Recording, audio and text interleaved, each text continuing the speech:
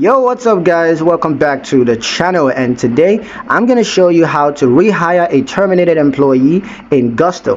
So bringing someone back into the team, nice. Whether it's a returning employee or a seasonal hire, Gusto makes the rehiring process smooth and fast without needing to start from scratch.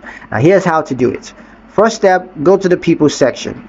Now from your Gusto dashboard, click on the People tab and you're going to see a list of both active and terminated employees. Step 2, find the terminated employee. So scroll down and use this, or you can use the search bar to locate the former employee that you want to rehire. Click on their names to open their archived profile. Step 3, click Rehire Employee. Now at the top right of their profile, you're going to see the option to Rehire Employee. So click it to begin the process. Step 4, enter rehire details. You'll be asked to fill in a few important details such as the rehire dates, new job title or department, pay rate or salary, pay schedule, as well as any changes to benefits, eligibility, or job classification. Now this is also your chance to update anything that might have changed since the last time with you. Step 5, send new hire paperwork.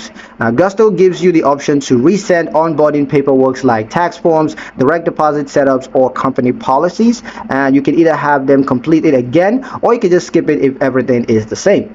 Step 6, confirm and reactivate. Now once everything looks good, you want to hit save or rehire. Gusto will reactivate the employee and they'll appear in your active team list and payroll runs moving forward. And just like that, your returning team member is back in the system without having to create a brand new profile from scratch.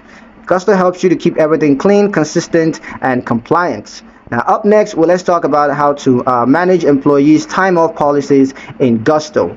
That's pretty much it for the video, guys. Hope you liked it. Hope you found the information useful enough. If you did, like the video, comment down below, let me know what you thought. Share the video with your friends and subscribe to the channel if you haven't done so already. And I'll see you guys in the next one.